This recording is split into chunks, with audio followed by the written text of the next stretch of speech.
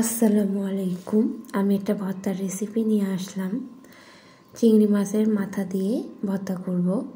ছোট ছোট চিংড়ি মাছের মাথা দিয়ে ভর্তা। এখানে আমার ছোট ছোট চিংড়ি মাছগুলো আছে। এর সাথে আমার আলু লাগবে, আলু দিয়ে করব।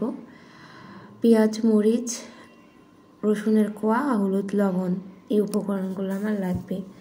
তারপর একটা পাত্রের মধ্যে আমি চিংড়ি মাছের মাথাগুলো দিয়ে দিলাম।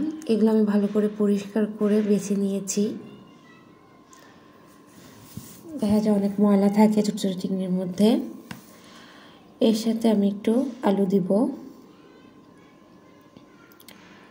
আলুটা দেখেন আমি একদম কুচি কুচি করে কেটে নিয়েছি। এর সাথে একটা রসুনের কোয়া দিয়ে দিব। আপনারা যেরকম ঝাল খান সেই হিসাবে ঝাল দিবেন। আমি এখানে কাঁচামরিচ ইউজ করতেছি। আর এখানে একটু পেঁয়াজ দিব, আর একটু লবণ আর হলুদ অ্যাড করব। একটু সামান্য পরিমাণ হলুদ আর লবণ, যে যেমন লবণ খান সেই হিসাবে লবণ দিবেন।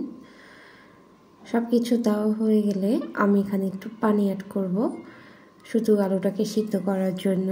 যেটুকু পানি দরকার ওইটুকুই পানি দিব। সব কিছু আমি একটু ভালো করে মেখে চামচের সাহায্যে একটু মাখিয়ে নিয়ে আমি ঢাকনা দিয়ে দিব। মেখে দিন সুন্দর করে দিয়ে আমি একটু ঢাকনা দিব, যাতে আলুটা ভালো করে সিদ্ধ হয়ে যায়। এই জন্য আমি ঢাকনাটা দিয়ে দিলাম। ঢাকনা দিয়ে কিছুক্ষণ ওয়েট করব। আপনাদেরকে দেখানোর জন্য আমি ঢাকনাটা তুলে একটু দেখালাম যে এরকম হচ্ছে, তার মানে আমার পানি আর লাগবে না, এটা দিয়ে আমার সিদ্ধ হয়ে যাবে।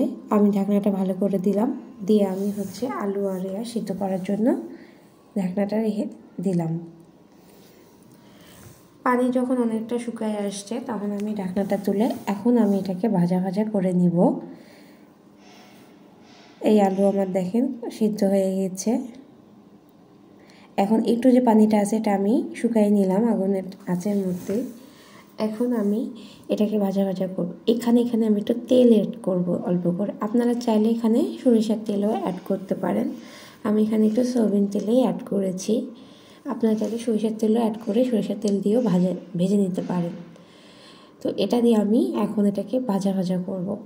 একটু সময় নিয়ে ভাজা ভাজা করতে হবে, সময় নিয়ে একটু ভাজবেন, কারণ ভাজলেই ফিনিশটা মনে হয় বেশি মজা লাগবে। তাই আপনারা একটু সময় নিয়ে ভেজে নেবেন। আমরা সাধারণত দেখা যায় যে ছোটো মাছ, চিংড়ি মাছের মাথাটা ফেলাই দেই, কিন্তু এটা দিয়ে এটা সুন্দর কিন্তু ভর্তা করা যায়। একবার বানিয়ে খেতে পারেন। হয়ে গেলে আমি এটাকে ঠান্ডা করে নিলাম। এরপরে আমি ব্লেন্ডারে ব্লেন্ড করে নিলাম। ব্লেন্ড হয়ে যাওয়ার পর আমি একটু ধনিয়া পাতা অ্যাড করলাম, কাঁচা ধনিয়া পাতা দিয়ে আমি মাখাই নিলাম। এই যে আমার ভর্তাটা হয়ে গেছে। দেখেন ভর্তাটা কত সুন্দর লাগতেছে দেখতে, খেতেও অনেক মজা। আল্লাহ হাফেজ।